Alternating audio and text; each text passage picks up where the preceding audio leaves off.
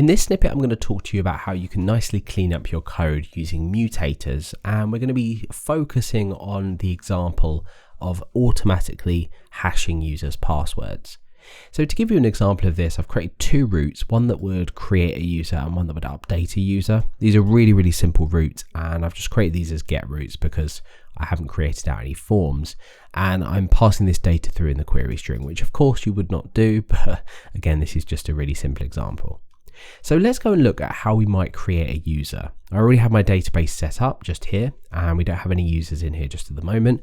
Let's go ahead and use our user model, use our create method in here, and let's pass in an array of data. So this is usually what we would do when we have some kind of form to create a user. And of course, this would come from the request. So I'm going to pull the email from the request. I'm going to pull the name from the request as well. And we need to add in a password. So of course, we don't want to just grab the plain text password from the form that we're submitting. If we did do that and we did run this page, making sure that we pull that user model in, you can see that in the database, we end up with a plain text password, which of course is not very good. So what we would actually have to do is either use the helper function or the hash make method. And let's just pull the namespace in for that. And of course, that would go ahead and now give us the hashed version of the password. So that is how simple it would be to register a user account. But what I want to do is take this and tidy it up as much as possible. And I actually want to get this so it's on a single line and I don't have to pass this array of data in. So another way that we could do this, if we just comment this out, would be to create out another user variable, go ahead and use user create. We could then use the array merge function in PHP to pass the request data in, but using the only method. So we could say, well, we want to put the email and the name in here. And then of course, what we can do is merge in another array, which would be that hashed password. So let's again use hash make here to pass in the password that we want to use from the request. So once we submit that form, we get exactly the same result. And that's tidied things up just that little bit further, where we only have a couple of lines of code. But what we want to get to is something like the following. So let's just get rid of all of this. We want to do something like this. We want to use user create, and we want to use the request only method, which is incredibly helpful. And we want to pass the email, the name, and we also want to pass in the password. So that is what we want to end up with. That is going from what we originally had, which was that huge array, depending on how much data you're registering, to this single line of really simple code. And depending on how you're building your API out, or if you are building an API, you could just return this data and that would give you the newly created user. Now, we already know that if we go ahead and refresh this and look in the database, we get a plain text password. So essentially what we want to do is open up the user model, and we want to create a mutator in here for when we actually set the password.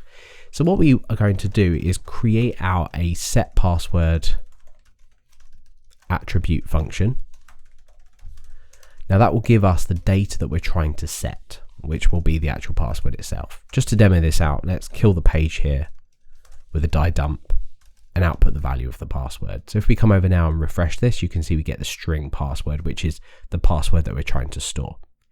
So what we want to do is now say this attributes, and we want to manually set this password in here, but we can do this internally. So wherever we now update or create the password from, we can hash this internally inside of the class.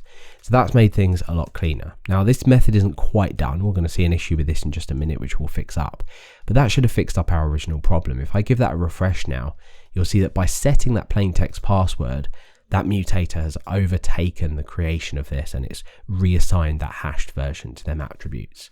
Okay, so let's now look at what happens when we want to update the user's account. So I'm going to go ahead and grab out a user from the database. So I'm going to use user where email and just pop in my email there, so we don't have to do this by ID, but of course this would probably be the currently signed in user. Let's grab that first user and then let's come down to a new line and update this user with their information. So let's say that you've got a form that allows you to enter an email address, a name and a new password if you want to change it. Well, in this case, we're going to go ahead and grab from the request the email address, the name and the password. So let's make sure that we've got an account created first of all. And let's just make a note of this string. So we've got IQAV. Let's keep that as a note. And let's go over to update this. Now, the password won't always be required, so we might not want to update the password. But if we do hit this to update that information, you'll notice that this string changes. What that's actually done is it's set this password to an empty string, which isn't great because that user then probably won't be able to sign in. So what we want to do is over in the user model, we only want to set this password attribute if it's actually been provided. And we can do that really, really easily inside of here by trimming down the attribute that we get in just to make sure that it isn't an empty space, checking that if that's equal to an empty string and then returning if not. So now if we come over to the database and we delete this record, we come over and create a new user account using that method. And we come over to the database and check the hash. So we've got HJB. Let's come over now and update this, but not supply a password.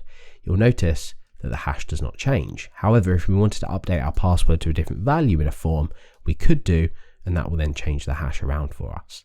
So essentially what we've done here is we've allowed us to not have to worry when we're updating or creating users at setting the password manually using that hash method.